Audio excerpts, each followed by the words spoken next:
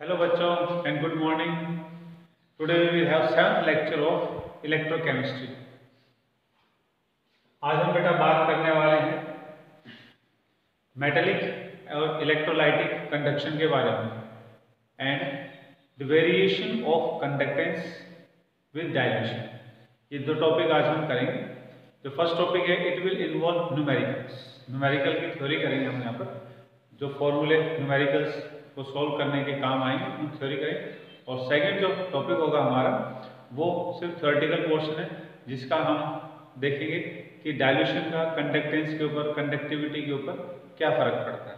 So first of all we will start with, सबसे पहले हम स्टार्ट करेंगे इलेक्ट्रॉनिक कंडक्टेंस के ऊपर. तो फर्स्ट पॉइंट आता है metallic conductors. Metallic conductors, metallic conductors और and electrolytic conductors. Electrolytic conductors,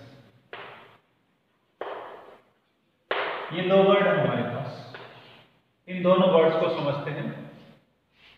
metallic conductor means when we are talking about metals.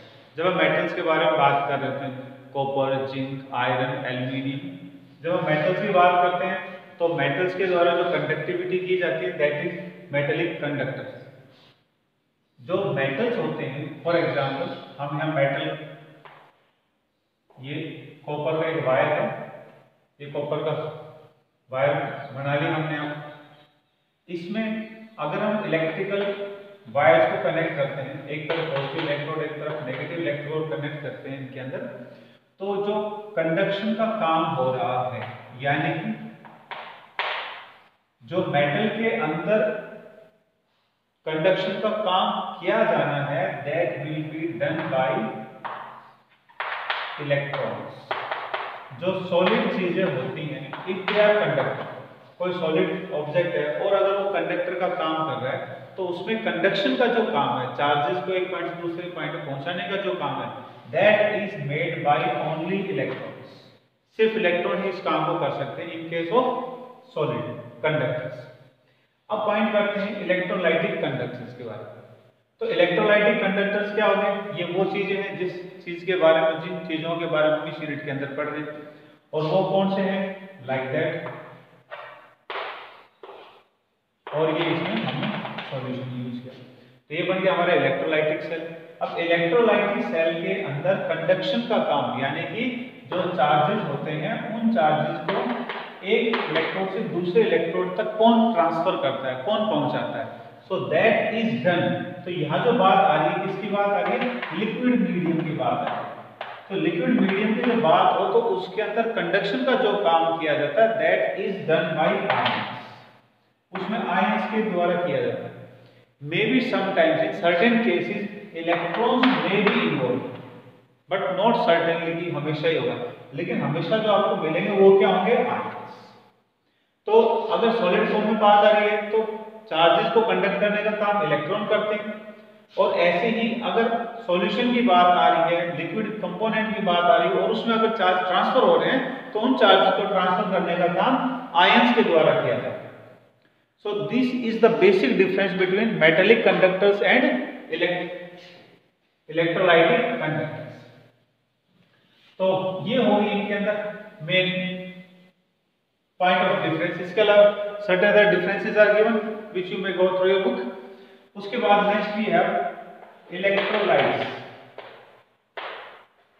क्योंकि जो टॉपिक है हमारा वो इसको लेकर के चल रहा है, इलेक्ट्रोलाइटिक कंडक्शन को लेकर चल रहा है, इसलिए हम बातें करेंगे इलेक्ट्रोलाइट को लेकर के. Electrolyte are those solutions, yes पहले हम कर चुके हैं, are those solutions which get ionized upon passage of electrical current through them. तो इलेक्ट्रोलाइट कंडक्शन का जो काम करते हैं they do with the help of ions. Now we have types of electrolyte. Electrolyte are of two types. दो प्रकार के electrolyte होते हैं. एक को हम बोलते हैं स्ट्रॉन्ग इलेक्ट्रोलाइट और एक को हम बोलते हैं वीक इलेक्ट्रोलाइट.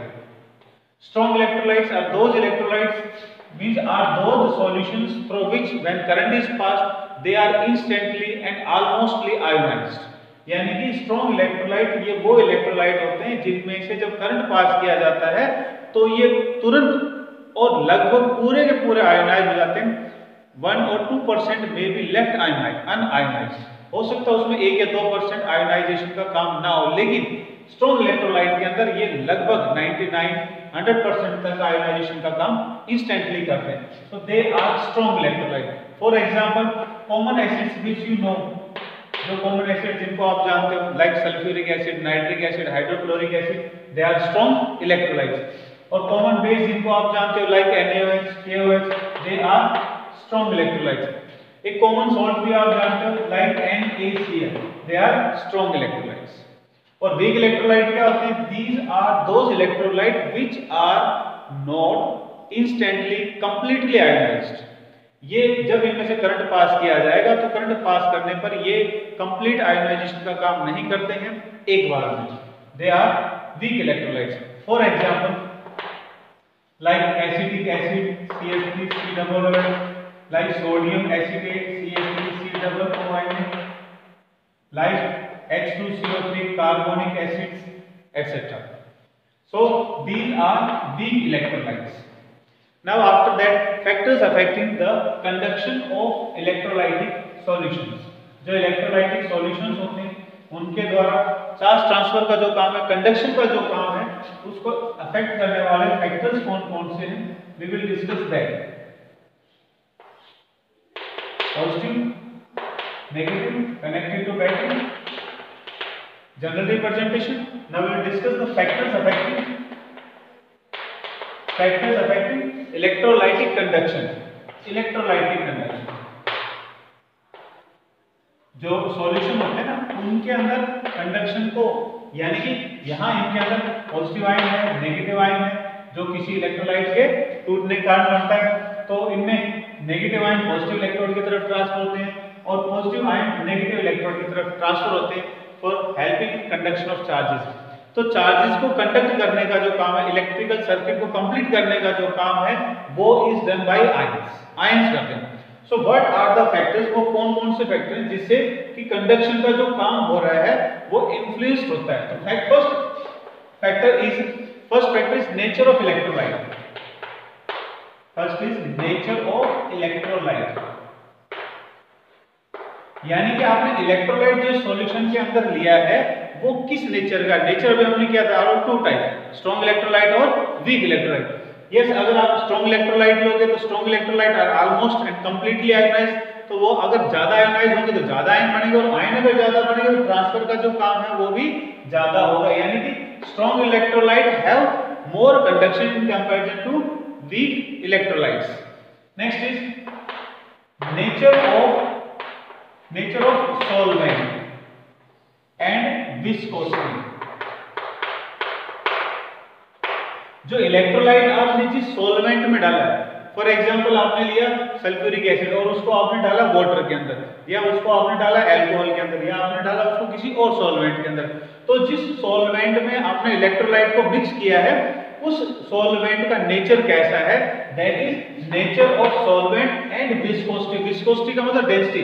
जो आपने सॉल्वेंट लिया लाइक वाटर लिया है या सल्फ्यूरिक एसिड को लिया है तो उसकी डेंसिटी कैसी है? That is viscosity. ये पॉइंट भी उसको इन्फ्लुएंस करते हैं। उसमें पहला पॉइंट है हमारा nature of solvent. Polar solvent जो होते हैं, polar solvent ionises maximum to the electrolytes. जो पोलर सॉल्वेंट होते हैं, फॉर एग्जांपल H2O वाटर है, ये एक पोलर सॉल्वेंट है, इसके अंदर अगर हम किसी इलेक्ट्रोलाइट को डालेंगे तो वो ज्यादा आयोनाइजेशन का काम करता है इसके अंदर। जो इलेक्ट्रोलाइट हम वाटर में डालेंगे तो इलेक्ट्रोलाइट के बारे में बताया तो उनमें क्या होगा? आयंस बनेंगे, यानी कि electrolytes are indirectly ionic compounds, और आयनिक कंपाउंड वाटर के अंदर instantly and almost completely ionize करते हैं। इसलिए जब पोलर सॉल्वेंट को हम यूज करेंगे तो वहां पर आयोनाइजेशन का काम ज्यादा होगा, और आयोनाइजेशन का काम अगर ज्यादा होगा तो कंडक्शन का काम भी ज्यादा होगा। And the second point is viscosity. अगर सॉल्वेंट जो हमने यूज किया उसकी डेंसिटी कम है, डेंसिटी कम होने का मतलब है कि molecules of the solvent are apart from each other, दूर दूर है, तो ऐसे में उनके बीच में से ions can easily flow through and towards their electrodes, आसानी से चल सकते हैं और अपने इलेक्ट्रोड तक पहुंच सकते हैं। मतलब कंडक्शन क्या होगा? बहुत ज्यादा। कब? When the viscosity is less. और अगर विस्कोसिटी ज्यादा होगी, डेंसिटी ज्यादा होगी, तो इसका मतलब क्या होगा कि molecules of solvent they are very close to each other and the passage of ions through this condition would become a little difficult.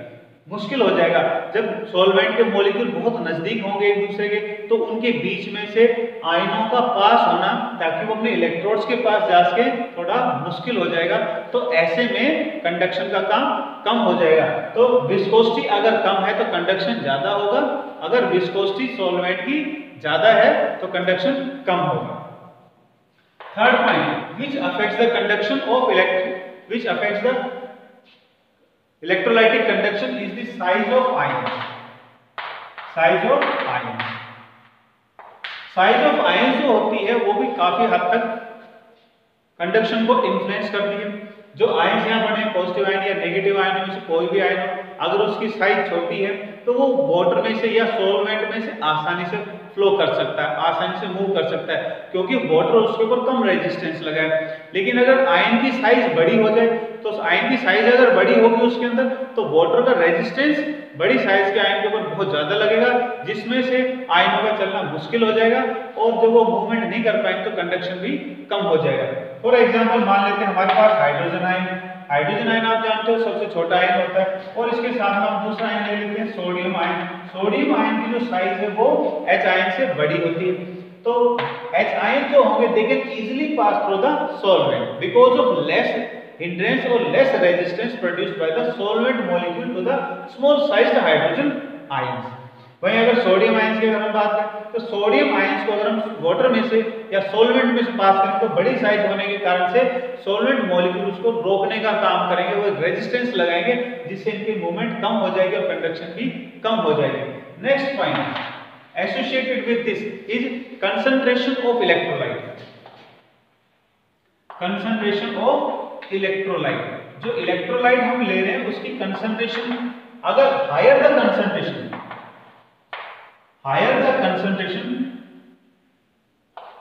Low is the conductance, low is conductance, यानी कि चार्ज ट्रांसफर करने का काम कम होगा। अगर concentration ज्यादा होगी, यानी कि इलेक्ट्रोलाइट अगर उसमें ज्यादा होगा तो इलेक्ट्रोलाइट ज्यादा होगा तो आयनाइजेशन होने पर आयन और ज्यादा बढ़ेगी, और आयन अगर ज्यादा बनेगा तो solution will be densely crowded, solution के अंदर बहुत ज्यादा डेंसिटी हो जाएगी और ऐसे में से आयनों की मूवमेंट क्या हो जाएगी, कम हो जाएगी। इसलिए क्या होगा कि हायर द कंसंट्रेशन, जितनी ज्यादा कंसंट्रेशन होगी इलेक्ट्रोलाइट की उतनी ही उसकी कंडक्टिविटी, कंडक्टेंस का काम कम हो जाएगा। Last point is temperature. जो टेम्परेचर होता है it increases the conductivity of the solution, it increases the conductivity of the electrolytic solutions because increase in temperature, जैसे टेम्परेचर बढ़ेगा it will increase the kinetic energy of the ions। Temperature बढ़ाएंगे तो ions में kinetic energy बढ़ेगी, kinetic energy बढ़ेगी तो movement बढ़ेगी, conduction क्या होगा, ज्यादा हो जाएगा। इसके अलावा क्या होगा, जब हम टेम्परेचर को इंक्रीज करेंगे, टेम्परेचर इंक्रीज करने पर क्या होगा, वॉल्यूम विल एक्सपेंड, यानी कि molecules of solvent will become apart from each other, दूर होंगे तो ऐसे में movement of ions will become very easy. So these were the 5 factors which are influencing the electrolytic conduction. Now let's move to next point, that is electrolytic conduction। कि कुछ अब हम नई बातों के अंदर चल रहे हैं। Electrolytic conduction. First point in this topic is Ohm's law. Ohm's law आप जानते हो। फॉर एग्जांपल ये हमने कोई एक मेटेलिक कंडक्टर ले लिया है, एग्जांपल में कॉपर। ये जो कॉपर हमने लिया है, इस कॉपर को हमने इलेक्ट्रिकल वोल्ट सप्लाई के साथ कनेक्ट कर दिया, इलेक्ट्रिकल सोर्स के साथ कनेक्ट कर दिया इनको। जो पोटेंशियल डिफरेंस हमने इसके ऊपर लगाया है वो V वोल्ट का लगा दिया, V वोल्ट का पोटेंशियल डिफरेंस लगाया। और जब हम पोटेंशियल डिफरेंस इसके ऊपर लगाएंगे तो क्या होगा, इलेक्ट्रॉनों का फ्लो शुरू होगा, और इलेक्ट्रॉनों का फ्लो शुरू होगा तो करंट बनेगा, और करंट बनेगा तो उसी दौरान में रेजिस्टेंस भी बनेगा। यानी कि वोल्ट है मतलब पोटेंशियल डिफरेंस लगाएंगे, पोटेंशियल डिफरेंस से क्या हो जाएगा, करंट बनेगा, इलेक्ट्रॉनों का फ्लो शुरू होगा और इलेक्ट्रॉनों के फ्लो के दौरान में जो कर्नेल्स होते हैं वो रेजिस्टेंस बनाने का काम करते हैं, यानी कि अब रेजिस्टेंस भी बनेगा। By Ohm's law we know that R is equal to V by I. Keep this factor by learn so that it may help you in solving the numericals. तो ये है सॉलिड कंडक्टर के बारे में बात अभी हम करें, क्योंकि जब इलेक्ट्रोलाइटिक कंडक्टर्स की जब हम बात करते हैं, लिक्विड मीडियम की जब हम बात कर रहे हैं तो उसके अंदर पोटेंशियल डिफरेंस और आई की टॉपिक नहीं होते, उसके अंदर ये पॉइंट हम नहीं करते, तो सॉलिड पॉइंट है, लेकिन इनको भी हम यूज करेंगे when we are solving the numericals of electronic और electrolytic conduction. So the first point is Ohm's law, और ओम्स लॉ में हमने सीखा how to calculate resistance. The formula comes, पहला फॉर्मूला क्या बना, R is equal to V by I। Second point is जहां आप रेजिस्टेंस का काम करोगे ठीक इसका ही उल्टा वर्ड मिलेगा आपको बिल्कुल इसी तरह से, that is conductance. Conductance is represented, so R is representing resistance, ये रेजिस्टेंस को दिखा रहा, तो ऐसे C और द सिंबल G, C या कैपिटल G रिप्रेजेंट्स कंडक्टेंस, ये कंडक्टेंस को दिखाता है। So according to Ohm's law के अनुसार अगर हम इसका फॉर्मूला बनाएंगे तो क्या होगा, कंडक्टेंस और रेजिस्टेंस इज, कंडक्टेंस की जब हम बात करें तो वो रेजिस्टेंस का उल्टा होगा, या रेजिस्टेंस की बात हम करेंगे तो वो कंडक्टेंस का उल्टा हो जाएगा। तो C और G इज इक्वल टू क्या हो जाएगा, 1 बाई R, और G इज इक्वल टू क्या हो जाएगा, अगर हम इसके फॉर्मूले को रखेंगे यहाँ पर तो यह बचा V by I, I by V, ये फॉर्मूला बन जाएगा इसका। नेक्स्ट, अब देखिए रेजिस्टेंस को निकालने का वी हैव अनदर मेथड, एक और तरीका है to calculate the resistance. Resistance को अगर निकालना हो तो resistance is directly proportional to length of the conductor divided by area of cross section of the conductor, ये भी एक फॉर्मूला बनता है। अभी हम कंडक्टर का एग्जांपल मान के चले, ये कोई कंडक्टर हो गया, ये कोई मेटेलिक कंडक्टर हो गया, और मेटेलिक कंडक्टर के अंदर जो metallic conductor let its length भी, इसकी जो लेंथ है वो हमने मान ली L सेंटीमीटर, और इसका जो एरिया ऑफ क्रॉस सेक्शन है दिस मींस दैट पोर्शन, यानी कि कंडक्टर की जो मोटाई है उस मोटाई को हम बोलते हैं एरिया ऑफ क्रॉस सेक्शन के नाम से। तो इसका जो एरिया ऑफ क्रॉस सेक्शन है वो हमने कितना मान लिया, A सेंटीमीटर स्क्वायर। तो by experiment it is found that resistance जो होता है वो कंडक्टर की लेंथ पे डायरेक्टली डिपेंड करता है, और एरिया ऑफ क्रॉस सेक्शन के ऊपर यानी उसकी मोटाई पर इनवर्सली डिपेंड करता है। Let's have the explanation of this, how resistance is directly proportional to length. जो कंडक्टर अगर हमारा बड़ा होगा तो रेजिस्टेंस कैसे बढ़ जाता है,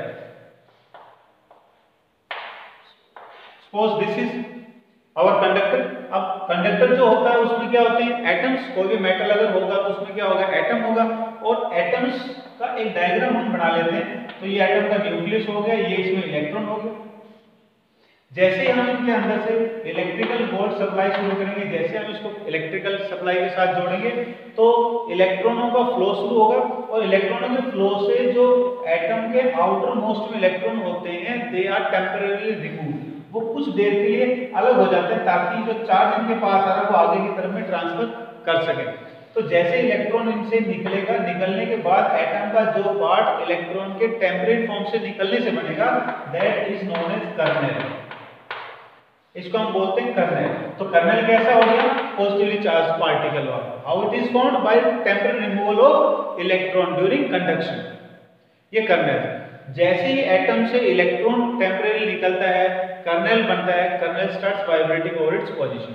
ये जो कर्नेल से इलेक्ट्रॉन जब निकलता है चार्ज ट्रांसफर के दौरान में, तो ये कर्नेल अपने पोजीशन के ऊपर वाइब्रेट करना शुरू कर देता है। इस वाइब्रेशन से क्या होगा, पीछे की तरफ जो और इलेक्ट्रॉन चार्ज को लेकर आ रहे होते हैं they strike with the vibrating kernel and their speed is lowered. जैसे ही पीछे से आने वाले इलेक्ट्रॉन चार्ज लेकर के आगे की तरफ आते हैं तो वाइब्रेटिंग कर्नेल्स के साथ वो टकराते हैं और उनकी स्पीड कम हो जाती है। उनकी स्पीड का कम होना ही is known as the resistance, वो रेजिस्टेंस। अब देखो अगर लेंथ ज्यादा हो जाएगी तो कर्नेल्स क्या होंगे, ज्यादा होंगे। कर्नेल ज्यादा होंगे तो वाइब्रेशंस भी क्या होंगी, ज्यादा होंगे। वाइब्रेशंस अगर ज्यादा होंगी तो रेजिस्टेंस ज्यादा होगा। Therefore resistance is directly proportional to length of the conductor. Second point है एरिया ऑफ क्रॉस सेक्शन पे इनवर्सली डिपेंड करता है। एरिया ऑफ क्रॉस सेक्शन यानी कि तार की मोटाई के ऊपर। अगर तार बहुत ही बारीक है हमारे पास में, तो उसके अंदर जब कर्नल वाइब्रेट कर रहे होंगे तो ऐसे में इलेक्ट्रॉनों का साइड में से होकर के निकलना बहुत मुश्किल हो जाएगा।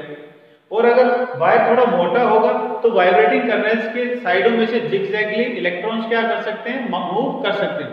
इस कंडीशन को हम कैसे कंपेयर कर सकते हैं? सपोज कि आप एक गली में से जा रहे हो और जो गली है वो बहुत ही पतली गली है जिसमें से आपके बचने के लिए जगह कम होती है। ऐसे में अगर सामने से 3-4 लोगों की भीड़ आ जाती है तो आप उसमें से बच करके नहीं निकल पाओगे। वहीं अगर यही सिचुएशन हो और गली बड़ी हो जाए तो क्या करोगे, सामने जब कुछ लोग आ रहे हैं तो आप क्या करोगे, जिग-जैग करके उसमें से आप आगे की तरफ अपना रास्ता बना सकते हो। तो वही पॉइंट इसमें आता है कि अगर वायर की थिकनेस कम होगी तो इलेक्ट्रॉन्स का कर्नल्स में से मूव करना मुश्किल हो जाता है, जबकि अगर थिकनेस बड़ी हो जाती है तो वाइब्रेटिंग कर्नल्स में से इलेक्ट्रॉन क्या करेंगे, जिगजैगली मूव करके अपना स्पेस बना करके can move to the opposite part of the conductor and will help in conduction. तो इस प्रकार से हम कह सकते हैं कि एरिया ऑफ क्रॉस सेक्शन के ऊपर कंडक्ट रेजिस्टेंस क्या है, इनवर्सली डिपेंड करता है। मोटाई ज्यादा होगी तो इलेक्ट्रॉनों का साइड में जिगजैग होकर के निकलना आसान है, यानी कंडक्शन बढ़ जाएगी। अगर मोटाई कम हुई तो इलेक्ट्रॉनों का निकलना मुश्किल हो जाएगा, यानी रेजिस्टेंस बढ़ जाएगा। इसलिए क्या होगा, इट इज इनवर्सली प्रोपोर्शनल। अब हम इसी फॉर्मूले को आगे सॉल्व करें तो ये बन जाएगा R is equal to proportionality घटाएंगे और हम यहाँ रो नाम का एक नया कांस्टेंट लगाएंगे और ये बन गया R बाई, ये बन गया L बाई A। ये जो हमने बनाया यहाँ पर rho, this rho is known as resistivity, this is known as resistivity. R is resistance व रो इज रेजिस्टिविटी। ये हो गया। अब हम इस पॉइंट को आगे की तरफ अगर इसको सॉल्व करें so we can, so this rho is equal to, अब रो क्या बन जाएगा, R A by L, it is R A by L, ये बन गया rho. This is the formula for rho. Rho is what, rho क्या है, रेजिस्टिविटी। यानी अभी तक हमने दो वर्ड यूज किए हैं, रेजिस्टेंस वर्ड यूज किया है और कंडक्टेंस वर्ड यूज किया है। अब नया वर्ड आ गया हमारे पास में, resistivity. This is resistivity. And what is resistivity, देखो दोनों वर्ड में फर्क है, ये रेजिस्टेंस है, ये रेजिस्टिविटी है। तो फॉर्मूले में फर्क है इसके। रेजिस्टेंस का फॉर्मूला क्या है, R is equal to rho L by A, जबकि रेजिस्टिविटी का फॉर्मूला क्या है, R A by L। So what is resistivity, resistance तो हमें समझ में आ गया। रेजिस्टिविटी क्या होती है, to have definition of resistivity let us fix the dimensions of A and L। और ये मान लेते हैं कि रो इज इक्वल टू, हमने A मान लिया is equal to 1 centimetre square, यानी कि कोई कंडक्टर ऐसा है जिसका एरिया ऑफ क्रॉस सेक्शन कैसा हो गया, 1 सेंटीमीटर स्क्वायर का, और उसकी लेंथ कितनी होगी, वो भी 1 सेंटीमीटर की होगी। If you put this value into this formula तो क्या बन जाएगा, R इनटू 1 बाय 1, यानी कि R is equal to rho. तो रेजिस्टेंस और रो क्या है, resistance is approximately equal to resistivity और resistivity is equal to resistance when, कब, only under the condition when A is 1 centimeter square and L is 1 centimeter square. So what is, if you want to define what is rho, so rho is equal to resistance when the area of cross section of a conductor is 1 centimeter square and the length is of 1 centimeter. So that is our resistivity. Resistivity अभी आपको पता है जैसा resistance है वैसा word आपको मिलेगा conductance. ऐसे आप बात आगे हमारे रेजिस्टिविटी को लेकर तो नया वर्ड क्या हो जाएगा आपका, बिल्कुल इसके जैसे, that will B conductivity. Conductivity it is represented by K। Conductivity को हम K से रिप्रेजेंट, एंड K इज, जैसे यहाँ क्या था, G is inversely proportional to resistance, ऐसे ही K यानी कि conductivity is inversely proportional to resistivity, ये इसका इनवर्स हो जाएगा। तो अगर हम इसका फॉर्मूला बनाएंगे तो क्या बन जाएगा, K is equal to 1 by rho and rho is equal to क्या था, R A बाई L। तो यहाँ क्या लिखेंगे, R A L क्या करेगा, ऊपर की तरफ में आ जाएगा तो क्या बन जाएगा, K is equal to L by R A। So this is one of the formula to calculate किसके लिए, कंडक्टिविटी के लिए। Now K is equal to, अब K का फॉर्मूला है, अब देखो यहाँ जब हमने वर्ड यूज किया था रेजिस्टेंस तो उसमें वर्ड रेजिस्टिविटी के तो रेजिस्टेंस आ रहा था। अब यहाँ हम क्या करें, कंडक्टिविटी, लेकिन वर्ड क्या यूज हो रहा है इसके अंदर, रेजिस्टेंस। तो रेजिस्टेंस की जगह हम क्या करेंगे, कंडक्टेंस वर्ड यूज। तो रेजिस्टेंस कंडक्टेंस का उल्टा है, तो इसको अगर हम करेंगे तो ये क्या बन जाएगा K is equal to L। तो रेजिस्टेंस की जगह हम क्या लिखेंगे 1 बाई G। G क्या हो जाएगा ऊपर न्यूमरेटर फॉर्म में आ जाएगा, ये बन जाएगा GL and divided by A। ये हो जाएगा। Now to have definition of K, K की अगर आपको डेफिनेशन बनानी है तो बिल्कुल R के जैसे ही डेफिनेशन बनानी। A की वैल्यू 1 सेंटीमीटर स्क्वायर, L की वैल्यू 1 सेंटीमीटर। देखो K इज इक्वल टू किसके बराबर हो गया, G के बराबर। ठीक वैसे जैसे R is equal to G, rho is equal to R, ऐसे K is equal to G। So here we have used two terms, दो वर्ड यूज किया हमने। रेजिस्टेंस के जैसा तो हो गया रेजिस्टिविटी, और कंडक्टेंस से रिलेटेड वर्ड हुआ हमारा कंडक्टिविटी।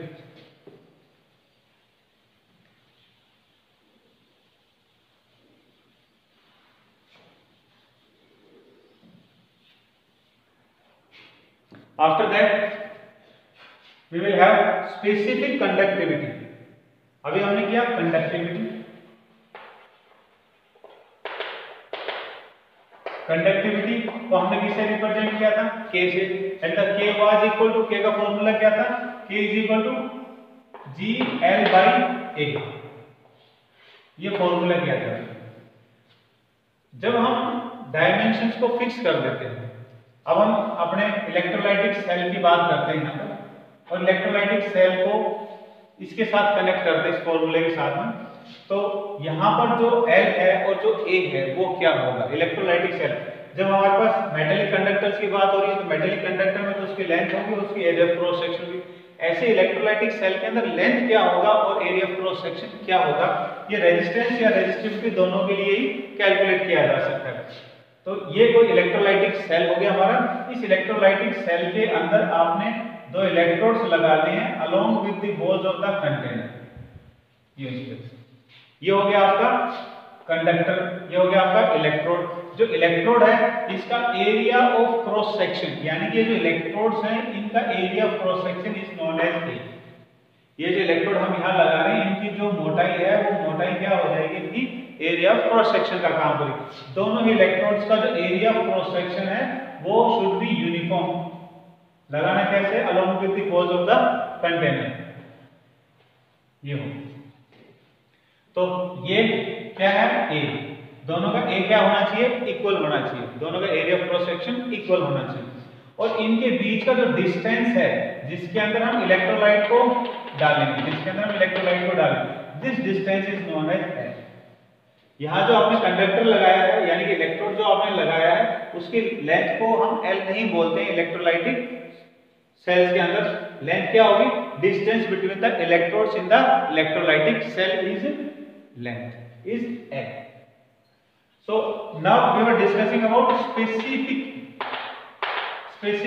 conductivity.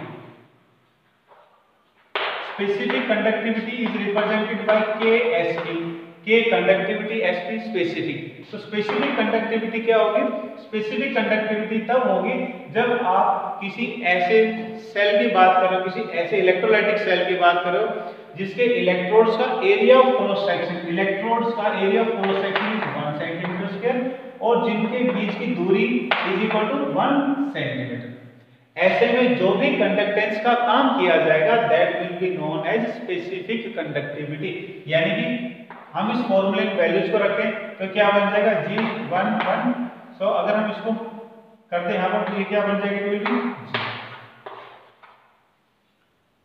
अभी पीछे जो आपने वर्ड किया था K और स्पेसिफिक कंडक्टेंस के बीच में पॉइंट ऑफ डिफरेंस जो है वो ये है, K के अंदर लेंथ कुछ भी हो सकता है, सिंपल K मतलब किसी भी इलेक्ट्रोलाइट के कंडक्टिविटी की जब हम बात कर रहे हो तो उसके अंदर जो इलेक्ट्रोड्स हैं उनका एरिया ऑफ क्रॉस सेक्शन कुछ भी हो सकता है, उनके बीच की जो डिस्टेंस है वो भी कुछ भी हो सकती है। दैट इज सिंपल कंडक्टिविटी, वो conductivity.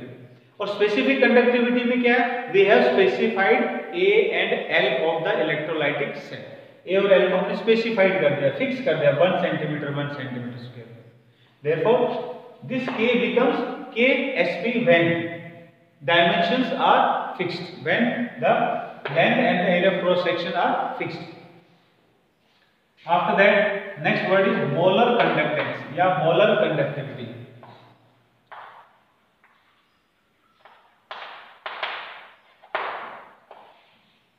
molar conductivity represented by lambda n, like that. This is molar conductivity. molar conductivity को समझने के लिए हम यहाँ पर ये जो ऊपर डायग्राम बना है इसी का हेल्प लेंगे। तो मोलर कंडक्टिविटी के लिए क्या करना है, you have to take 1 gram mole of solution. Solution means यहाँ इलेक्ट्रोलाइट।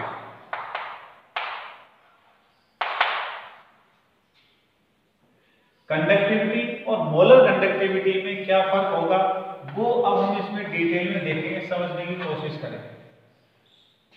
टू कैलकुलेट, ये तो क्या है कंडक्टिविटी। कंडक्टिविटी के लिए आपको बताया कि इसके अंदर आप क्या कर सकते हो, जो इलेक्ट्रोलाइट लिया उसकी कोई भी कंसंट्रेशन ली जा सकती है। Concentration is not fixed for calculating conductivity, dimensions are also not fixed for calculating conductivity. हम यहाँ बात किसकी कर रहे हैं, अब हम बात कर रहे हैं मोलर कंडक्टिविटी। तो मोलर कंडक्टिविटी के लिए हमने जो इलेक्ट्रोलाइट लिया है वो कितना लिया है, 1 ग्राम मोल ऑफ इलेक्ट्रोलाइट। सो अब हम शुरुआत करते हैं। पहले कंडक्टेंस, सबसे पहले हम शुरुआत करेंगे यहाँ पर कंडक्टेंस, फिर हम पहुंचेंगे मोलर कंडक्टिविटी। सपोज दोबारा से हमको इलेक्ट्रोलाइटिक सेल बना लेते हैं। ये इनके बीच में इलेक्ट्रोड्स को लगा दिया हमने यहाँ पर, और ये इनके बीच का डिस्टेंस हो गया, ये हो गया एरिया ऑफ क्रॉस सेक्शन, ये हो गया एल, लाइक दैट। कंडक्टेंस के लिए जो फॉर्मूला यूज किया था हमने that was K is equal to R, K is equal to GL by A। ये क्या, suppose now we have an electrolyte, कोई इलेक्ट्रोलाइट है where the concentration is not fixed. Concentration को नहीं बताया कितनी है कंसंट्रेशन इलेक्ट्रोलाइट की, वो हमने उन इलेक्ट्रोलाइटिक सेलों में रखा है जिनके इलेक्ट्रोड्स का area of cross section 1 centimetre square, यानी कि अब हमने फिक्स करना शुरू कर दिया। 1 सेंटीमीटर स्क्वायर हो गया, लेंथ कितना हो गया 1 सेंटीमीटर का, इन दोनों के बीच का डिस्टेंस हो गया 1 सेंटीमीटर। और इसमें जो हमने इलेक्ट्रोलाइट रखा है वो कैसा है, कंसंट्रेशन इज नॉट डिटरमाइंड। हमने यहां से उसको इलेक्ट्रोलाइट को रखा है विदाउट नोइंग द कंसंट्रेशन। तो ऐसे में जो भी कंडक्टिविटी का काम इस सॉल्यूशन के द्वारा किया जाएगा, that conductivity will be referred as KSE। तो जो कंडक्टेंस का काम यहां पर, जो कंडक्टिविटी का जो काम यहां हो रहा है that is equal to specific conductivity. किसके बराबर हो गया वो, स्पेसिफिक कंडक्टिविटी का। So conductance is equal to KSE, specific conductivity के बराबर। तो conductance is approximately equal to किसके बराबर हो गया, KSP के बराबर हो गया। एंड अब आप देखिए, अगर अब हमने सेल वही रखा है, पुराने वाले इलेक्ट्रोलाइट को इसमें से रिप्लेस कर दिया, हटा दिया, और इसके अंदर हम नया इलेक्ट्रोलाइट रखा है किसी भी कंपाउंड का, रखा कैसा है 1 ग्राम मोल, 1 ग्राम मोल इलेक्ट्रोलाइट को इसके अंदर रखा है। तो अब जो कंडक्टिविटी होगी that will be known as molar conductivity. Now it will be known as molar conductivity.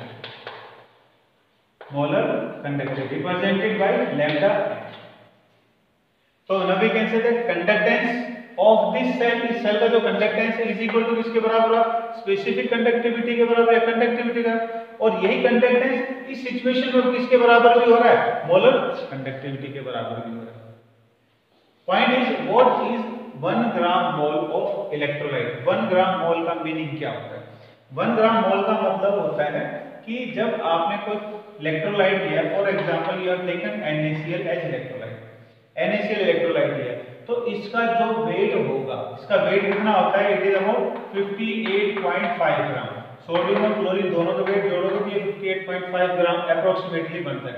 तो ये जो वेट, मतलब जिस भी इलेक्ट्रोलाइट को आपने लिया उसका जितना भी वेट होगा, उसका जितना भी मॉलिक्यूलर वेट होगा, उसको जब उतने ही वेट को डाल करके सॉल्यूशन बनाते हैं तो ऐसा सॉल्यूशन कहलाता है 1 gram mole, that is known as 1 gram मोल। ना सपोज मान लेते हैं कि हमने जो इलेक्ट्रोलाइट लिया है इसके अंदर वो कौन सा लिया है, NaCl, सोडियम क्लोराइड, यानी कि उसमें NaCl कितना हो गया 58.5, और वो लिया कितना है इसके अंदर, बिल्कुल वैसे जैसा कि हम कंडक्टेंस के लिए कैलकुलेट कर दिया, यानी कि 1 सेंटीमीटर से 1 सेंटीमीटर के डिस्टेंस में ही हमने उसको लिया है। तो ऐसी कंडीशन के अंदर कंडक्टेंस इज इक्वल टू किसके बराबर हो गया, स्पेसिफिक कंडक्टिविटी के बराबर या सिंपल कंडक्टिविटी। और जो कंडक्टिविटी जब हमने इलेक्ट्रोलाइट कैसा लिया, 1 मोल इलेक्ट्रोलाइट लिया, तो 1 मोल इलेक्ट्रोलाइट के द्वारा जो कंडक्टिविटी होगी that is known as molar conductivity. वो मोलर कंडक्टिविटी अब किसके बराबर होगी, कंडक्टेंस के बराबर होगी या स्पेसिफिक कंडक्टिविटी के बराबर। Now to have difference between conductivity and molar conductivity, अब हम इस पॉइंट को थोड़ा आगे की तरफ में लेके चलते हैं। अभी तक क्या हुआ, all the 3 points are equal, सारी चीजें एक जैसी, सारी चीजें बिल्कुल पहले जैसी हो गई। अब हम इनमें डिफरेंस करना शुरू करते हैं। तो have difference, let's suppose that कि ये जो वॉल्यूम थी यहां पर हमारे, इसको हमने डाइल्यूशन का काम किया, वी हैव डाइल्यूटेड, इसमें हमने काम किया डाइल्यूशन। डाइल्यूशन का मतलब हो गया we are adding only water to it, और हमने डाइल्यूशन करके इसको बना दिया 100 cc, 100 सेंटीमीटर क्यूब। पहले कितना था, it was 1 centimetre cube solution, पहले 1 cc का सॉल्यूशन था, अब उसको कितना कर दिया हमने 100 सेंटीमीटर क्यूब के अंदर बदल दिया। तो जो सॉल्यूशन है उसके अंदर सिर्फ वाटर ही ऐड कर रहे हैं, इलेक्ट्रोलाइट ऐड नहीं कर रहे, इलेक्ट्रोलाइट हम पहले से ही ऐड कर चुके हैं। तो जब हमारे पास ये सॉल्यूशन 100 cc का बन करके तैयार हो जाएगा, अब ऐसे में जो कंडक्टेंस होगी वो कितनी हो जाएगी,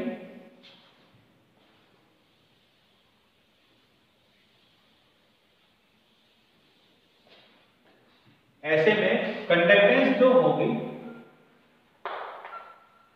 will be equal to K into 100। K क्या था, स्पेसिफिक कंडक्टिविटी। कब थी स्पेसिफिक कंडक्टिविटी, जब हमारे पास सिर्फ 1 सेंटीमीटर की बात हुई, तब जब हमारे पास सॉल्यूशन 1 सेंटीमीटर क्यूब का था। लेकिन अब वही सॉल्यूशन कितना हो गया है, 100 सेंटीमीटर क्यूब का हो गया। इसका मतलब उसमें KSP स्पेसिफिक कंडक्टिविटी कितनी होगी, 100 टाइम्स होगी। तो कंडक्टेंस, टोटल कंडक्टेंस कितना हो जाएगा, K इंटू 100 टाइम्स। अब पॉइंट है इसको लेकर के मोलर कंडक्टेंस को लेकर के। तो मोलर कंडक्टेंस की अगर हम बात करें यहाँ पर, तो मोलर कंडक्टेंस क्या हो जाएगा इसके अंदर, इट विल रिमेन सेम, वो उतना ही रहेगा।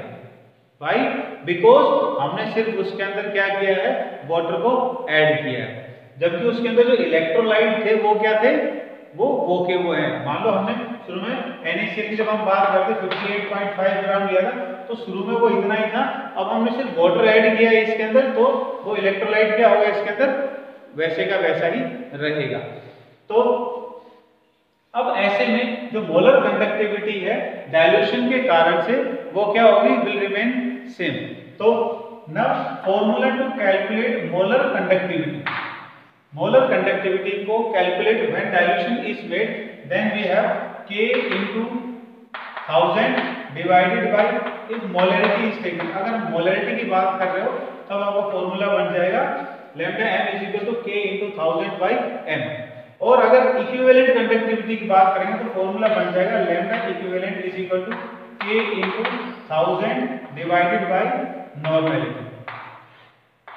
अगर मोलैरिटी की बात आ रही है तो मोलैरिटी से डिवाइड करना उसको, और अगर नॉर्मैलिटी की बात आ रही है तो उसको नॉर्मैलिटी से डिवाइड करना, लैम्डा इक्विवेलेंट से कैलकुलेट करने के लिए। After that now we have specific conductivity.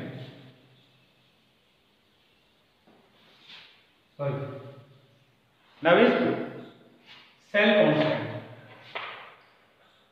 Next topic is cell constant represented by G star. अब है cell constant जिसे हम G star से रिप्रेजेंट करते हैं। What is G star? G star is nothing but it is the ratio between L by A. L by A का जो ratio, L length है, A एरिया क्रॉस सेक्शन है, जो इलेक्ट्रोलाइट जो electron use किया तो उसका एरिया और उनके बीच की जो दूरी है वो इसकी लेंथ है। This ratio is known as cell constant. Important point to remember is that, point को याद रखने का जो खास पॉइंट है वो क्या है, ये है कि किसी सेल के लिए अगर आपने उसके इलेक्ट्रोड्स को, किसी सेल में अगर आपने उसके इलेक्ट्रोड्स को चेंज नहीं किया और उनके बीच के डिस्टेंस को भी अगर आपने चेंज नहीं किया तो उस सेल का सेल कांस्टेंट रिमेन्स सेम। अब इसमें न्यूमेरिकल जो आपको मिलेंगे, न्यूमेरिकल्स के अंदर प्रॉब्लम ये होगी कि आपको सेल बता रखा होगा कि उसमें हम इलेक्ट्रोलाइट चेंज कर देते हैं। फॉर एग्जांपल एक न्यूमेरिकल क्या रखा होगा, उसमें बोलते हैं 1/10 n सॉल्यूशन ऑफ H2SO4, और एक बार बोल दिया 2n/50 solution of copper sulphate. तो जब आपके पास में इलेक्ट्रोलाइट अलग अलग हो रहे हो तो ऐसे में इलेक्ट्रोलाइट अलग होने का तरीका क्या होगा कि पहले इनके बीच में हमने सल्फ्यूरिक एसिड के सॉल्यूशन में डाला, फिर उस सॉल्यूशन को हटा दिया और उसमें दूसरे डाला हमने कॉपर सल्फेट का सॉल्यूशन। तो दोनों ही सेलों में क्या कांस्टेंट रहा, सेल कांस्टेंट रहा। जो सेल कांस्टेंट है वो फिक्स रहा उसके अंदर कि इलेक्ट्रोड्स के हमने इलेक्ट्रोड्स को चेंज नहीं किया और उनके बीच में डिस्टेंस को भी चेंज नहीं किया। So common point of linking between numerical which have two type of electrolytes, और वो क्या है, सेल कांस्टेंट। अभी पीछे हमने यूज किया था formula, that was conductivity K is equal to क्या था, G into L by A। So K is what, conductivity. Conductivity is equal to G क्या था, conductance, into L by A is what, G star यानी कि cell constant. So the formula can become, इसके लिए हम क्या लिखेंगे, K is equal to क्या हो जाएगा, G इंटू क्या हो जाएगा, G स्टार। तो कैलकुलेट न्यूमेरिकल कैलकुलेट करने के लिए आपको क्या करना है, न्यूमेरिकल्स के अंदर K की वैल्यू, G की वैल्यू और G स्टार की वैल्यू, इनमें कॉम्प्लेक्सिटी दी हुई होगी। सोल्व करने का तरीका होगा कि पहला जो पार्ट होगा न्यूमेरिकल का, फर्स्ट पार्ट होगा, उससे आपको G स्टार निकालना है और वो G स्टार लेकर के फिर आपको सेकंड पार्ट में आना है। कंडक्टिविटी की वैल्यू और G की वैल्यू ये आपको दोनों ही पार्ट में अलग अलग दी हुई होगी, सिर्फ ये पॉइंट नहीं होगा जो आपको कैलकुलेट करना। सपोज फर्स्ट पार्ट है, फर्स्ट पार्ट के अंदर आपको K दे रखा है, सब चीज दे रखी है, तो उसकी वैल्यू से आपने क्या किया, G स्टार निकाला। सेकंड पॉइंट में आपसे K पूछ लिया जाता है, कंडक्टिविटी या specific conductivity of second part, वो आपसे कैलकुलेट करना कुछ है, तो G स्टार ऊपर से कैलकुलेट करना।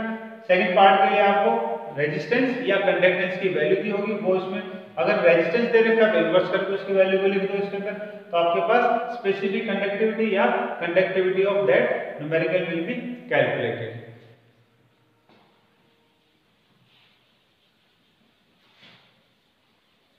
Now the last topic is, अब हमारे पास में last topic, effect of dilution. Effect of dilution, effect of dilution on conductivity. जो कंडक्टिविटी है उनके ऊपर डाइल्यूशन का क्या फर्क पड़ेगा।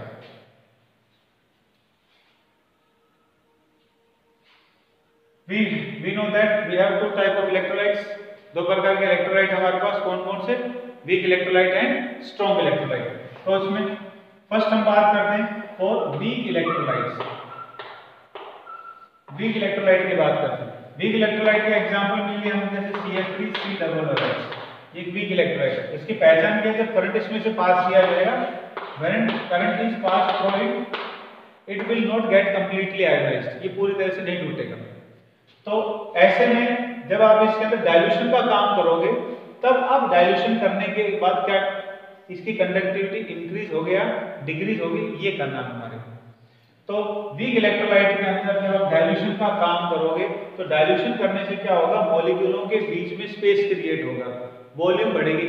वॉल्यूम बढ़ने से इनके आयोनाइजेशन के लिए, इनके टूटने के लिए स्पेस विल बी प्रोवाइडेड, और जैसे डाइल्यूशन करोगे वॉल्यूम बढ़ेगी, वॉल्यूम बढ़ेगी तो आयोनाइजेशन का काम भी इंक्रीज होगा, बढ़ेगा। अब आप उसके बाद और वाटर डालोगे इसके अंदर और स्पेस इंक्रीज होगा, और स्पेस इंक्रीज होगा तो डाइल्यूशन, डिसोसिएशन का काम, आयोनाइजेशन का काम और ज्यादा होगा। तो हर बार जितना आप इसमें पानी डालते जाओगे उतनी ही ज्यादा आयोनाइजेशन होगी, जितनी ज्यादा आयोनाइजेशन होती जाएगी उतने ही ज्यादा आयन बनेंगे, और आयन ज्यादा बनेंगे तो कंडक्टिविटी भी इंक्रीज होगी। तो डाइल्यूशन का असर वीक इलेक्ट्रोलाइट पे क्या हो रहा है कि on dilution the conductivity of weak electrolyte goes on increasing, बढ़ती चली जाती है। कब तक? Up to infinity.